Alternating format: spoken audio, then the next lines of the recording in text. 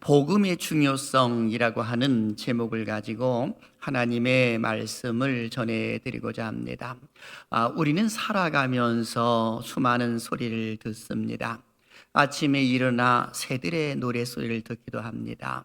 비가 올 때면 그 빗소리를 듣기도 하지요. 그리고 어떤 경우는 아이들의 웃음소리가 들리기도 합니다. 그러다가 가만히 묵상을 해보게 되면 외부에서 들려오는 여러 가지 소리도 있음과 동시에 그리고 내면의 소리도 있는 것을 보게 됩니다. 특히 내면의 소리를 듣게 되는 경우는 힘들고 어려운 일이 생겼을 때, 내 삶 속에서 그 무언가 장애물이 생겼을 때에 자기만의 시간을 갖게 됨으로 인하여서 내면의 소리를 듣게 됩니다. 그러면서 스스로 이렇게 생각을 하죠. 인생은 대체 뭘까? 그리고 나는 이렇게 살아도 되는 것일까? 라고 하는 것을 묵상을 하게 됩니다. 그러다 보면 우리 기독교인들은 하나님이 자연스럽게 떠오르게 되고 하나님이 기뻐하시는 일과 그리고 하나님의 뜻이 무엇인가를 찾게 됩니다. 그러다 보면 세상 속에 살면서 중요한 일이 무엇이고 덜 중요한 일이 무엇인가라고 하는 것을 생각하게 됩니다. 그러다 보니 덜 중요한 것은 과연 뭘까? 그리고 중요한 것은 뭘까? 가장 중요한 것은 그때 떠오르는 것이 복음이다라고 하는 것이 자연스럽게 떠오릅니다. 복음이 무엇입니까? 예수 그리스도가 복음인 것입니다. 왜 그렇다면 이 복음이 내 인생에서 또는 우리 사람들의 인생에서 가장 중요하냐라고 하는 것입니다. 그 중에 하나는 뭐냐? 내일 일을 우리가 알지 못하기 때문에 그런 것입니다. 잠언서 27장 1절 이하에서도 너는 내일 일을 자랑하지 말라. 하루 동안에 무슨 일이 일어날는지 네가 알지 못함이니라 라고 기록이 되어 있습니다. 야고보도 역시 똑같이 기록을 합니다. 내일 일을 너희가 알지 못하는도다. 너 인생이 무엇이냐? 잠깐 보이다가 없어지는 안개니라 라고 기록하고 있습니다. 그런 거로 가장 시급한 것이 뭐냐 했을 때에 그 복음의 중요성을 아는 것이다 라고 하는 것입니다. 그런데 오늘 본문 속에서 나타난 하나님의 부르심을 받고 복음의 중요성을 깨달았던 한 인물을 우리는 만나게 됩니다. 그는 사도 바울인 것입니다. 사도 바울은 부활의 주님을 만나고 난 이후에 이방인의 빛으로 오직 예수 그리스도의 복음만을 위해서 살았던 사람입니다. 그러다 보니 세상에서 가장 아름다운 발이 복음 전하는 발이다라고 오늘 본문도 기록을 하고 있는 것을 보게 됩니다. 오늘 15절 중반절을 보십시오. 기록된 바 아름답도다. 좋은 소식을 전하는 자들의 발이함과 같으니라 라고 기록이 되어 있습니다. 이 말씀은 사도 바울이 이사야 52장 7절의 말씀을 인용한 말씀입니다. 이사야는 좋은 소식을 전하며 평화를 공포하며 복된 소식을 가져오며 구원을 공포하며 시온을 향하여 이르기를 네 하나님이 통치하신다 하는 자의 산을 넘는 발이 어찌 그리 아름다운가 라고 하면서 기록을 해 놓는 것을 보게 됩니다. 그런데 이사야 선지자가 이 말씀을 예언할 때에는 이스라엘 백성들이 바벨론 포로 생활을 하고 그리고 난 이후에 하나님의 은혜로 그들이 포로에서 해방될 것을 예언하는 그런 모습이었습니다. 그런데 이 예언은 좀 더 원대한 모습 가운데 메시아가 이 땅에 오셔서 그 복음을 전파하게 될 것이라는 그 사실을 예언한 그런 모습이기도 한 것입니다. 그런데 사도 바울은 이 사실을 알았기에 지금 이 말씀을 인용을 하면서 기록된 바 아름답도다 좋은 소식을 전하는 자들의 발휘함과 같으니라 라고 하면서 복음의 중요성을 기록을 해놓고 있는 겁니다. 저는 이 말씀을 주제로 해서 세 가지 질문을 통해 말씀을 전해드리고자 합니다. 첫째, 바울은 복음의 중요성을 어떻게 설명을 하고 있는가? 둘째, 하나님 말씀에 순종했을 때, 즉 복음의 중요성을 알고 순종을 했을 때 하나님은 과연 어떤 복을 주실까? 그리고 셋째, 우리의 남은 인생 어떠한 자세로 사는 것이 옳을까에 대하여서 말씀을 전해드리고자 합니다. 사실 주변을 바라보게 되면 수많은 사람들이 살려달라고 아우성을 칩니다. 이 모습은 복음의 중요성을 그들도 영적으로 외치고 있다라고 보아도 틀린 말은 아닐 것입니다. 실제로 최근에 일어나고 있는 일들을 한번 보십시오. 튀르키예와 시리아 지역에 지진이 일어남으로 인하여서 많은 사람들이 죽음을 맞이했고 지금도 복구하고 있는 그런 모습 가운데 살려달라고 아우성을 치고 있는 모습입니다. 이뿐이 아니라 우크라이나와 러시아의 전쟁으로 인하여서 많은 사람들이 힘들어하고 있는 것을 보게 됩니다. 좀 더 나아가서는 탈북민들을 돕기 위한 기금을 마련한다고 해서 도움의 손길을 이곳저곳에서 교회에 펼치는 그런 모습들이 일어나고 있는 현실입니다. 감사하게도 우리 교회는 도움을 받는 교회가 아니라 도움을 줄 수 있는 교회로 성장되어서 얼마나 감사한 일인지 모르겠습니다. 이 또한 하나님의 은혜라는 생각을 해보게 됩니다. 사도 바울은 일찍이 나누는 것에 대하여서 이렇게 강조한 바도 있습니다. 사도행전 20장 35절 중반절을 보게 되면 예수께서 친히 말씀하신 바 주는 것이 받는 것보다 복이 있다 하심을 기억하여야 할지니라 라고 사도 바울은 강조한 바가 있습니다. 그러다 보니 사도 바울이 로마 교회 교인들을 향하여 이 메시지를 보낼 당시에도 역시 그는 구제금을 가지고 예루살렘으로 향하고자 하는 그런 마음을 갖고 있었던 것을 보게 됩니다. 바울이 본서를 기록한 시기는 주후 57년경입니다. 3차 전도 여행 중에 있었을 때에 고린도에서 3개월간 약 체류 중에 있었을 당시에 로마의 교회가 형성되었다고 하는 이야기를 듣게 되고 그리고 그들을 만나기를 원하는 그런 모습 가운데 미리 메시지를 보낸 것입니다. 사도 바울은 로마에 가서 복음을 전한 일이 없었습니다. 그럼에도 불구하고 로마의 교회가 형성되었다고 하는 그 이야기를 듣고 그리고 예루살렘 교회가 참으로 어렵다라고 하는 그 이야기를 듣고 이방 교회에서 구제금을 가지고 그리고 그는 이제 로마를 향하여 가고 있는 그런 마음을 갖고 있었던 것입니다. 그가 가기 이전에 그리고 그들이 잘못 알고 있는 그 율법으로 말미암아 얻어진다라고 하는 구원에 대해서 바르게 정립해 주면서 예수 그리스도를 믿어야 구원을 받는다라고 하는 이신칭의에 대한 교리를 로마서에서 잘 기록을 해주면서 그들에게 먼저 알려주는 그런 모습들이 일어났더라라고 하는 것입니다. 자, 그러면 바울은 복음의 중요성에 대해서 어떻게 설명을 하고 있을까요? 오늘 본문을 보니까 세 가지로 사도 바울은 강조해주고 있습니다. 그 첫째는 구원의 보편성입니다. 12절 같이 한번 읽어볼까요? 시작. 유대인이나 헬라인이나 차별이 없음이라 한 분이신 주께서 모든 사람의 주가 되사 그를 부르는 모든 사람에게 부요하시도다. 아멘. 여기 이 말씀 보니까는 유대인이나 헬라인이나 차별이 없음이라 이렇게 기록이 되어 있습니다. 유대인은 선민들을 이끌어가르치 말하는 것이고 헬라인 하게 되면 이방인들입니다. 그런데 이 복음에 대해서는 차별이 없다라고 이렇게 말해줍니다. 구원의 보편성을 강조해 주고 있는 것입니다. 그러니 바울은 구원에 있어서 하나님은 유대인이나 이방인 사이에 차별을 두지 않는다라고 강조를 해주고 있는 겁니다. 그래서 13절에서는 이렇게 기록을 하는 것이죠. 누구든지 주의 이름을 부르는 자는 구원을 받으리라. 이게 구원받는 조건을 이야기해 주고 있습니다. 유대인이라고 표현하고 있지를 않습니다. 누구라고 표현하고 있습니까? 주의 이름을 부르는 자. 그리고 누구든지 라고 기록을 해놓고 있습니다. 이 말의 의미는 구원의 보편성을 다시 한번 강조해 주고 있는 겁니다. 그리고 로마서 3장 22절도 기록하고 있지요. 곧 예수 그리스도를 믿음으로 말미암아 모든 믿는 자에게 미치는 하나님의 의인이 차별이 없느니라 라고 기록하고 있습니다. 많이 배웠든 적게 배웠든 그 사람이 다른 총파를 가지고 있든 그렇지 아니하든지 간에 하나님께서는 차별 없이 예수 그리스도를 믿으면 구원받는다는 그 사실을 알려주고 있는 겁니다. 인종차별이 없다는 것이죠.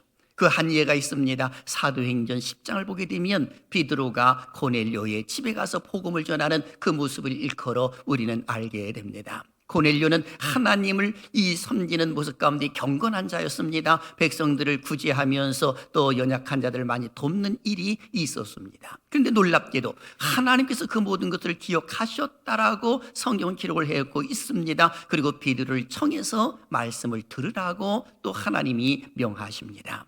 베드로가 그 집에 가서 말씀을 전하는 그 모습을 한번 보십시오. 사도행 10장 34절과 35절은 이렇게 기록을 합니다. 읽습니다. 시작. 베드로가 입을 열어 말하되 내가 참으로 하나님은 사람의 외모를 보지 아니하시고 각 나라 중 하나님을 경외하며 의를 행하는 사람은 다 받으시는 줄 깨달았도다. 아멘. 다시 말씀드리면 하나님께서 이방인이라고 해서 외면하는 것이 아니라 그 사람이 다른 모습을 가지고 있어도 하나님을 경외하며 의를 행하는 사람이라면 하나님이 그들도 구원의 반열에 서게 하신다라고 베드로는 고백을 해놓고 있는 겁니다. 구원의 보편성이죠. 두 번째는 구원의 풍성함입니다. 오늘 12절 중반절을 다시 한번 보십시오. 한 분이신 주께서 모든 사람의 주가 되사 그를 부르는 모든 사람에게 부요하시도다 라고 기록하고 있습니다. 구원에 있어서는 유대인이나 헬라인이나 차별이 없다라고 강조를 하더니 그 하나님은 또 부요하시다라고 사도 바울은 강조해주고 있습니다. 여기 부요하시도다라고 하는 원어를 보게 되면 현재 분사형으로 되어 있습니다. 이 말의 의미는 과거에도 부요하셨고 지금도 부요하셨고 언제나 그 하나님은 부요하시다는 그 사실을 강조해주고 있는 겁니다.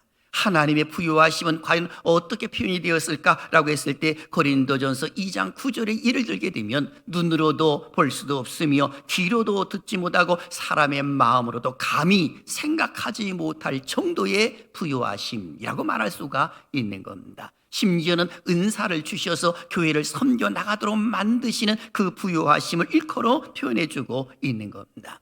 그리고 세 번째는 복음 전파의 중요성입니다. 오늘 14절과 15절 초반절은 이렇게 기록을 합니다. 그런즉 그들이 믿지 아니하는 일을 어찌 부르리요 듣지도 못한 일을 어찌 믿으리요 전파하는 자가 없이 어찌 들으리요 보내심을 받지 아니하였으면 어찌 전파리요 라고 기록하고 있습니다.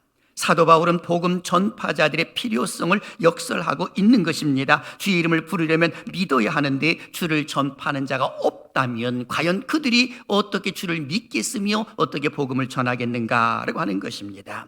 이 말의 의미는 복음의 메신저들이 반드시 있어야 됨을 알려주고 있는 것이고 강력히 촉구하고 있는 것입니다. 보내심을 받지 아니하였으면 어찌 전파리요 기록하면서 복음 전파자의 신분이 무엇인가를 알려주고 있습니다. 그 신분이 무엇입니까? 하나님이 보내셨다라고 하는 것을 알려주고 있는 겁니다. 그런 거로 믿음은 우연히 생긴 것이 아닙니다. 저절로 생긴 것이 아니죠. 그 누군가가 그 말씀을 전해 줌으로 인하여서 그들이 믿게 되었고 믿은 그 주님을 입으로 고백하는 그런 모습들이 나타나는 것 아니겠습니까? 그래서 로마서 10장 17절은 강조하죠. 그러므로 믿음은 들음에서 나며 들음은 그리스도의 말씀으로 말미암았느니라 라고 기록하고 있는 겁니다. 그러므로 전도자는 결코 하나님이 나를 보내셨다는 사실을 인지를 하고 이 말씀을 다른 사람에게 들려주고자 하는 그런 모습을 갖는 것이 옳습니다. 특히 하나님의 말씀 쪽 복음을 전할 때에는 내 의견을 전하는 것이 아니라 하나님의 말씀을 전하는 겁니다. 그래서 요한복음 3장 34절 읽어봅니다. 시작. 하나님이 보내신 이는 하나님의 말씀을 하나니 이는 하나님이 성령을 한량없이 주심이니라. 아멘. 바로 예수 그리스도께서도 공생의 삶을 사실 때에 자기 의견이 아닌 하나님의 말씀을 그대로 전하면서 복음을 전하셨던 것을 우리가 기억을 한다면 오늘 우리들도 똑같은 것이죠. 내 의견이나 내 마음대로 상대방을 조절하려고 하는 것이 아니라 하나님의 말씀을 바르게 전하는 그런 모습들이 있어야 된다라고 하는 것입니다. 그렇습니다. 바울은 복음에 대해서 구원의 보편성과 구원의 풍성함 그리고 복음의 전파의 중요성을 강조해 주고 있는 겁니다. 그런 거로 오늘 우리들에게 있어서도 가장 중요하게 여겨야 할 것이 뭐냐라고 했을 때의 이 복음입니다. 이것보다도 더 중요한 것은 없는 것이죠. 사실 세상에 많은 사람들이 건강해 보입니다. 옆으로 볼 때는 행복해 보입니다. 그러나 그 내면 속에서는 한 가지 이상의 아픔과 고통을 다 가지고 있는 겁니다. 수고하고 무거운 짐지지 아니한 사람들은 이 세상에 단 한 명도 없는 것입니다. 어떤 경우는 죄의 짐을 가지고도 있는 것이지요. 그러니 의인은 없나니 하나도 없다라고 성경은 기록을 해놓고 있는 겁니다. 그들이 지금 영적으로 보게 되면 아우성을 치죠. 우리를 좀 도와주시오라고 말입니다. 그런데 교회에서 침묵한다면 과연 어떻게 될까요? 놀랍게도 성경 속에서 보게 되면 사도 바울은 하나님의 음성에 민감했던 것을 보게 됩니다. 사도행전 16장을 보게 되면 사도 바울이 아시아에서 복음을 전하려고 했습니다마는 아시아의 복음이 자꾸만 막히는 겁니다. 그가 기도 중에 환상을 보게 됩니다. 마게도냐 사람이 손짓을 하면서 건너와서 우리를 좀 도와주시오라고 했을 때에 사도 바울은 아시아에서 복음을 전했던 것을 멈추고 그리고 아시아에서 유럽으로 넘어가는 그런 계기가 되는 것입니다. 유럽에 가서 복음을 전했을 때에 놀랍게도 그 복음의 열매가 잘 맺어지는 그런 모습들이 나타난 것 아니겠습니까? 지금도 똑같습니다. 우리를 살려주시오, 우리에게 좀 뭔가 좀 주시오라고 하면서 그들이 손짓을 하고 있을 때에 우리가 외면하는 것은 옳지 않습니다. 이웃의 아픔을 우리가 또 외면하는 그 자체도 옳지 않는 것이죠. 도와달라고 손짓할 때에 그 타임에 맞춰서 도와주는 것도 옳다라는 생각을 해보게 됩니다. 그러면 복음의 중요성, 곧 하나님 말씀에 순종했을 때 주어지는 복이 무엇일까라고 하는 겁니다. 몇 가지가 있습니다. 그 중에 하나는 부끄러움을 당하지 않는다는 겁니다. 11절을 읽어볼까요? 시작. 성경에 이르되 누구든지 그를 믿는 자는 부끄러움을 당하지 아니하리라 하니. 아멘. 성경에 말씀하시기를 누구든지 그를 믿는 자, 누굽니까? 예수 그리스도를 믿는 자는 부끄러움을 당하지 않는다는 겁니다. 어디에서 부끄러움을 당하지 않을까요? 율법을 갖다 빗대어 봐도 부끄러움을 당하지 않는다는 겁니다. 유대인들은 613가지 율법을 만들어서 그리고 거기에 다 사람들을 묶어놓고 있지만 예수 그리스도를 믿는 믿음의 사람들은 율법 안에서 자유함을 얻었기 때문에 이제는 부끄러움을 당하지 않는다는 것이고, 예수님 재림하셨을 때에 예수님을 믿는 것 때문에 부끄러움을 당하지 않는다는 것이고, 그리고 죽어서 천국에 가게 되면 하나님 심판 앞에 딱 섰을 때에도 그때도 역시 예수 그리스도께서 계심으로 인하여 부끄러움을 당하지 않는다라고 기록하고 있는 겁니다. 사랑하신 여러분, 천국과 지옥이 있다는 사실을 믿습니까? 아멘. 그렇다면 우리는 천국에 가야지 지옥에 가서는 안 되는 겁니다. 기억나시죠? 누가복음 16장을 보게 되면 이 우리가 잘 알고 있는 부자와 거지 나사로의 비유를 예수님께서 해주심으로 인하여 천국과 지옥의 실존을 이야기해 주신 바가 있습니다. 세상의 삶을 살 때에 부자는 잘 살았지요. 호화로이 연락하면서 살아갑니다. 갖출 것을 다 갖추고 삽니다. 하지만 거지 나사로는 가장 가난했지요. 부자의 상에서 떨어지는 부스러기를 먹고 연명을 합니다. 몸도 아픕니다. 개들이 와서 그 상처를 핥는 그런 모습이 있었습니다. 사람들이 외면했다는 이야기죠. 그럼에도 불구하고 그들이 동시에 죽었습니다. 죽고 난 이후 세상의 삶을 살 때 부자는 예수님을 믿지 않았고 거지 나사로는 예수님을 믿었습니다. 부자를 비유한 것과 가장 가난한 나사로를 비유한 것은 세상의 모든 사람들을 일컬어 말해주고 있는 것입니다. 그런데 죽고 난 이후에 천국가 있는 나사로는 아브라함의 품에서 안식을 누리고 있지만은 부자는 지옥 뜨거운 불에 떨어져 가지고 목이 타서 죽는 신용을 하고 있습니다. 그는 외치지요. 아버지 아브라함이요, 나를 긍휼히 여기사 나사로를 보내어 그 손가락 끝에 물을 찍어 내 혀를 서늘하게 하소서. 내가 이 불꽃 가운데서 고민하나이다. 누가복음 16장 25절에 기록을 하고 있습니다. 그런데 이 하나님은 이런 지하에 거절을 합니다. 갈 수가 없다라고 말하고 있습니다. 그랬더니 그가 또 외치지요. 남은 형제들에게 전도를 부탁을 합니다. 나사로를 보내가지고 지금 내 형제 5이 있는데 그들이 이곳에 오지 않게 해달라고 외치는 것을 보게 됩니다. 누가복음 16장 17절 28절을 보십시오. 이르되 그러면 아버지여 구하노니 나사로를 내 아버지 집에 보내소서. 내 형제 5이 있으니 그들에게 증언하게 하여 그들로 이 고통받는 곳에 오지 않게 하소서라고 하면서 이 외칩니다. 하지만 하나님은 이것도 이런 지하에 거절을 합니다. 갈 수도 없지만 모세와 선지자들이 있으니 그들에게 들을지니라 라고 하면서 거부하는 그런 모습들이 일어나는 것입니다. 그러니 천국의 실존입니다. 하나님 주시는 그 복이 거기에 나가 있는 거죠. 이것뿐만이 아닙니다. 또한 복음의 중요성을 알고 전했을 때 현세와 내세에도 복이 있음을 알려주고 있습니다. 기억나십니까? 요한계시록 22장 12절에 보라 내가 속히 오리니 내가 줄 상이 내게 있어 각 사람에게 그가 행한 대로 갚아주리라 라고 요한계시록에 강조해 주고 있습니다. 이 말씀의 의미는 내가 줄 상이 있다라고 하는 것은 하나님 주시는 상이 있음을 알려주는 것입니다. 어떤 분들은 말하지요, 천국에 가면 됐지 성경에서 무슨 상급이 있겠느냐라고 말하지만 이것은 성경의 가르침과 위배되는 겁니다.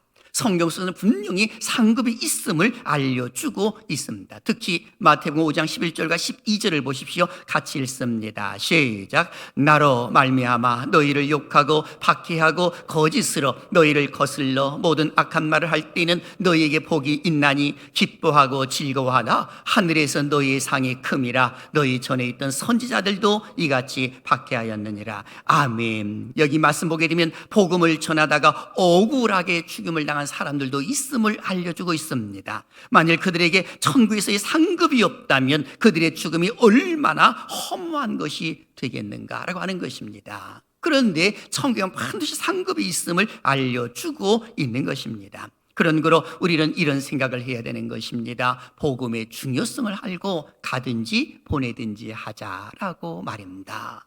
한번 따라 하실래요? 복음의 중요성을 알고 가든지 보내든지 하자. 다 같이 시작. 복음의 중요성을 알고 가든지 보내든지 하자. 아멘. 바로 우리는 이 사실도 아는 것이 중요한 것입니다. 사랑하시는 여러분, 나를 힘들게 하는 것이 있다면 과연 그것이 무엇인가 스스로 한번 생각해 보시기를 바랍니다. 그리고 다시 한번 복음의 중요성을 인지해 보시기를 바랍니다. 나는 과연 이 복음, 예수 그리스도를 내 입으로 고백을 하며 살고 있는가? 베드로의 고백처럼 주는 그리스도시요 살아계신 하나님의 아들입니다 라는 그런 고백을 나는 매 순간순간 하고 있느냐라고 하는 질문입니다. 그렇지 않다면 왜 그렇게 고백을 못하며 살고 있는가라고 하는 것입니다. 예수님을 깊이 묵상하다 보게 되면 하나님께서 나를 향하여 외치시는 그 음성에 우리는 귀를 기울이게 됩니다. 하나님의 음성을 다른 데서 들으려고 하지 마십시오. 하나님도 직접께서 내 말로 듣는 것처럼 그렇게 말하지 마십시오. 하나님 말씀은 바로 기록된 하나님의 말씀 성경 속에서 목회자의 설교를 통해서라든지 또는 환경을 통해서도 말씀하실 수 있기 때문에 그런 것입니다. 바로 그 소리에 민감할 줄 알아야 합니다. 저는 지난 주간에 한 재미있는 영상을 하나 본 바가 있습니다. 뉴질랜드 호크스베이 지역에서 홍수가 나면서 강에 빠진 젖소 23마리가 주인의 목소리를 듣고 헤엄쳐 나온 영상이었습니다. 그런데 지난 14일 날 이 방목해 있었던 이 젖소들이 풀을 뜯고 있었는데 갑자기 물이 불어남으로 인하여 물에 붕붕 떠 내려오는 겁니다. 그냥 내버려두면 죽는 것 아니겠습니까? 근데 주인이 난리가 났습니다. 그 젖소들을 향하여 이리로 와라 라고 하면서 큰 소리를 외칩니다. 그런데 놀랍게도 젖소 23마리가 주인의 음성을 듣고 500m 정도 되는 그 물을 헤엄쳐 가지고 나왔다는 이야기 아니겠습니까? 저는 이 영상을 보면서 혼자 웃었습니다. 왜 웃었는지 아세요? 제가 어렸을 때에 아버지가 소띠기를 시키거든요. 그러면 친구들과 같이 가서 소를 이렇게 풀어놓고 그럼 소가 막 풀을 뜯습니다. 그리고 우리는 물놀이하고 놀거든요. 그래서 한참 놀다 보니까 저녁이 됐습니다. 그런데 소를 보니까 소가 없어진 거예요. 큰일 났습니다. 소를 잃어버렸으니까 말이에요. 이리 찾아도 없고 저리 찾아도 없습니다. 그래서 집에 가가지고 이제 난리 났겠다 해가지고 푹 쳐져가지고 집에 이렇게 와보니까 소가 와 있는 거예요. 그래서 소가 저를 보면서 씩 웃는 겁니다. 얼마나 기뻤던지. 그래서 그때 느끼는 것은 소는 귀소 본능이 있다라고 하는 겁니다. 풀떼기를 하다가 그리고 이제 소를 몰고 집을 가게 되면은요 얼마나 덩실덩실하면서 앞서가는지, 제가 이리 가라 저리 가라 하지 않아도 자기 집이 어딘지를 정확하게 알고 가는 겁니다. 저는 우리 사랑하시는 성도 여러분들이 하나님의 음성에 민감해서 젖소들이 주인의 음성을 듣고 살아난 것처럼 우리 모두 살아나는 은혜가 있기를 주님의 이름으로 축원합니다. 그런 거로 오늘 우리가 가져야 할 자세 두 가지가 있습니다. 어떻게 살아야 되느냐 했을 때 첫째는 하나님 나라를 먼저 구하는 삶입니다. 왜 하나님의 나라를 먼저 구하는 삶입니까? 인생에 있어서 가장 중요한 것이 하나님의 나라예요. 내 생명을 잃어버리게 되면 아무런 의미가 없잖아요. 내가 가지고 있는 권력과 내가 가지고 있는 재산과 그 모든 백그라운드가 무슨 소용이 있겠습니까? 내 생명을 잃어버리는 그 순간에 아무런 의미가 없는 것입니다. 아파 보신 분들은 건강의 소중함을 알고 있는 것 아니겠습니까? 죽음을 임박해 두고 있는 사람들은 그 죽음 이후의 삶이 어떠한가를 스스로 알게 되어 있는 겁니다. 그래서 예수님은 친히 말씀하셨습니다. 마태복음 6장 33절에 먼저 그의 나라와 그의 의를 구하라. 그리하면 이 모든 것을 너희에게 더하시리라 라고 우리 주님은 친히 말씀하신 겁니다. 하나님의 나라를 먼저 구해보라는 것이죠. 그러면 이 모든 것을 너에게 더하신다고 하셨는데, 하나님이 더하시는 것은 생명의 연장일 수도 있는 것입니다. 마치 히스기야 왕이 생명의 경각에 달렸을 때 하나님 앞에 부르짖어 기도함으로 인하여 그의 생명이 15년 연장되었던 것처럼 연장시켜 줄 수도 있는 것이고, 어떤 경우에는 사업이 잘 될 수도 이끌어 주실 수도 있는 것이고, 어떤 경우는 자녀들이 잘 되어 가도록 만들어 주실 수도 있더라라고 하는 것입니다. 이 은혜가 함께 하시기를 주님의 이름으로 축원합니다. 그리고 두 번째는 사명자는 쉽게 죽지 않는다는 사실입니다. 사도 바울이 로마에 가는 도중에 큰 유락을 돌아가는 큰 태풍을 만난 것을 우리는 잘 알고 있지 않습니까? 사도행전 27장을 보게 되면 그와 함께 행선했던 사람들이 276명입니다. 그런데 큰 풍랑을 만난 것이죠.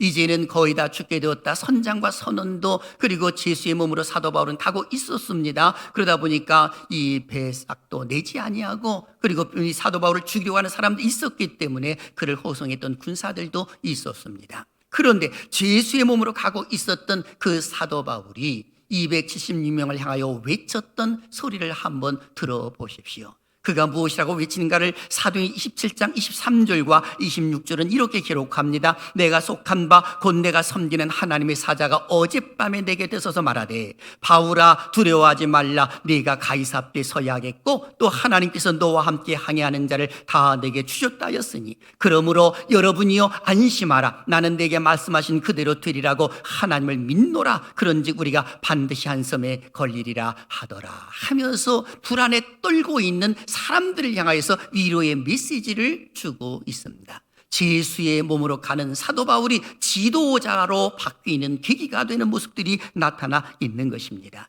내가 가이사 앞에 서야 하겠거라고 하는 것은 내가 로마까지 가겠다는 겁니다. 여기서 너는 죽지 않는다는 겁니다. 내가 너에게 허락한 사명이 있는데 내가 여기서 죽는단 말이냐? 그렇지 않다는 그 사실을 알려주고 있는 겁니다. 어디 그것뿐입니까? 창세기 28장을 보게 되면 야곱이 이 장자권을 그 형 에서가 받아야 할 것을 아버지로부터 받고, 에서가 이 사실을 알고 동생을 죽이려 했을 때 야반도주하는 모습이 나타납니다. 베델에 도착을 합니다. 너무 피곤해서 돌베개를 베고 잠을 잤을 때에 환상 가운데 보여지는 모습이 나타났습니다. 하늘로부터 사닥다리가 내려오더니 천사가 오르락내리락 하는 그 환상을 보게 됩니다. 그리고 하나님이 야곱에게 약속하신 메시지가 있었습니다. 사랑하신 여러분들에게 주는 메시지입니다. 읽습니다. 창세기 28장 15절이죠. 시작. 내가 너와 함께 있어 네가 어디로 가든지 너를 지키며 너를 이끌어 이 땅으로 돌아오게 할지라. 내가 내게 허락한 것을 다 이루기까지 너를 떠나지 아니하리라 하신지라. 아멘. 바로 하나님께서는 그 야곱에게 허락한 것이 있다는 겁니다. 그 사명이 있다는 겁니다. 그것을 다 이루기까지 내 곁을 떠나지 아니하리라 하시면서 말씀해 주고 계시는 겁니다. 그러니 하나님께서 맡겨주신 그 일들을 성실히 감당해내고자 하는 뜨거운 열망이 있을 때에 우리 하나님께서는 놀라운 그 부요하심을 우리에게 주실 수 있다는 그 사실을 우리는 잊어서는 안 되는 겁니다. 그렇습니다. 하나님 나라를 먼저 구하는 것이요, 그리고 사명자는 쉽게 절망하거나 죽지 않는다라고 하는 겁니다. 하나님께서 아직까지도 할 일이 남아있기 때문에, 그리고 생명을 연장시켜 줬다고 한다면 우리는 하나님 말씀대로 살려고 노력하는 것이 옳지요.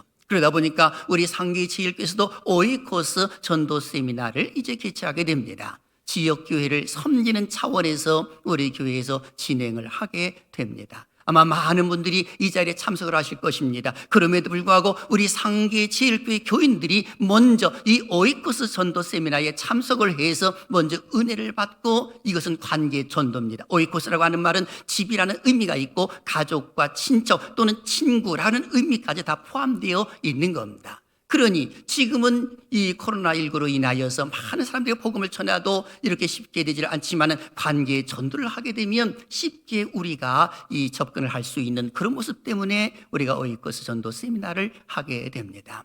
지역 섬기는 그 모습 가운데서 먼저는 우리 교인들이 은혜를 받아야 할 것이고, 그리고 지역에 있는 많은 교회들도 이제 참석을 해서 그리고 함께 은혜를 나누는 그런 시간이 되리라라는 생각을 해보게 됩니다. 그런 거로 우리는 기억해야 되는 것입니다. 복음의 중요성을 다시 한번 깨닫고 지금도 우리를 도와주십시오라고 하면서 외치고 있는 사람들을 외면해서는 안 되는 것이죠. 무엇보다도 우리가 잘 알고 있는 이 튀르키예와 시리아의 강진이 발생하여 수만 명의 생명을 잃고 지금도 도움의 손길을 기다리고 있는 현실입니다.